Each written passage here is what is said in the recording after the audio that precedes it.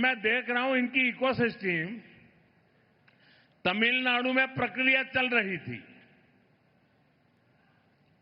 और इनकी इकोसिस्टम दिल्ली में बैठे बैठे देश को गुमराह करते थे कि देखो 4 तारीख को नतीजे आ गए, 5 हो गई, 6 हो गई, 7 हो गई, 8 हो गई, तमिलनाडु में सरकार नहीं बन रही है। अरे भाई, केरल में तो पूर्ण बहुमत है, वहां तो बना लो। ये इकोसिस्टम केरल के लिए चुप है, नेता नहीं तर्क पा रहे। 2.5 साल की फॉर्मूला करे कि एक साल के 5 मुख्यमंत्री की फॉर्मूला करे, अभी तक उनको नतीजा हाथ नहीं लग रहा है। और अपने पार्टी के नेताओं को भी वादे करना और फिर पीठ में छुरा भोंकना। छत्तीसगढ़ में वही किया, राजस्थान में वही किया, कर्नाटका में अभी भी वो खेल चल रहा है। अब केरला की बारी है। साथियों, हिमाचल में तो कांग्रेस सरकार के हालत सुनकर के आप हैरान हो जाओगे। ये इनकी इकोसिस्टम है, मीडिया वाले बाहर बात आने नहीं देते। हिमाचल की हालत ये है, वे सरकारी कर्मचारियों को उनकी सैलरी तक नहीं दे पा रहे हैं।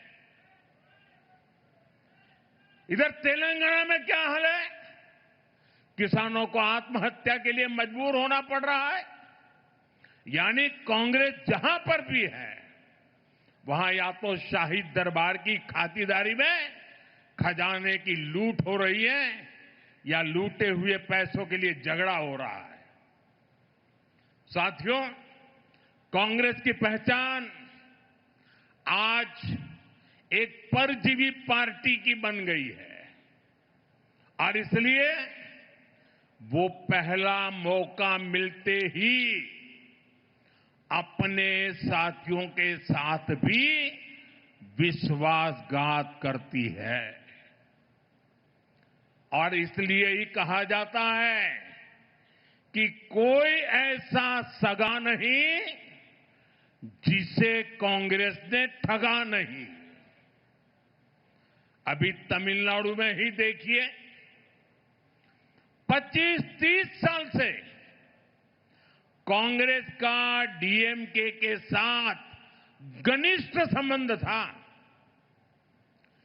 डीएमके के साथ गठबंधन ने कितनी ही बार कांग्रेस को संकटों से बाहर निकाला और 2014 के पहले 10 साल उनकी जो सरकार थी वो भी डीएमके के कारण टिकी थी। लेकिन क्या हुआ? जिस डीएमके के साथ 25-30 साल का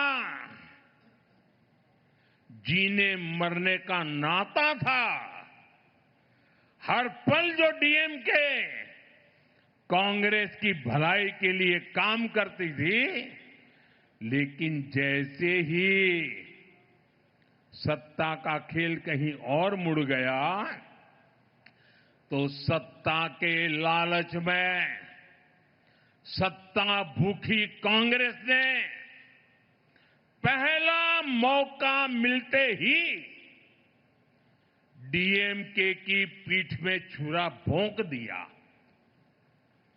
परजीवी कांग्रेस को अब एक और पार्टी चाहिए जिसकी पीठ पर सवार होकर वो प्रासंगिक बनी रह सके। साथियों, कांग्रेस ने एक और विश्वासघात देश की बहनों बेटियों के साथ किया है। दशकों से कांग्रेस देश की महिलाओं की आंखों में धूल झोंकती रही है। कांग्रेस महिला आरक्षण का वादा करती थी और फिर अपने ही सहयोगी दलों से इसका विरोध करवाती थी। बड़ा खेल चला करता था।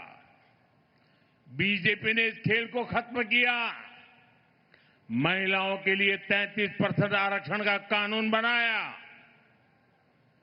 लेकिन साथियों, कांग्रेस देश की सबसे बड़ी नारी विरोधी पार्टी है। इसलिए कांग्रेस ने संसद में नारी शक्ति बंधन संशोधन को गिरा दिया। ये संशोधन अगर पास हो जाता तो लोकसभा में कर्नाटका की सीटें कहीं अधिक हो जाती, बढ़ जाती।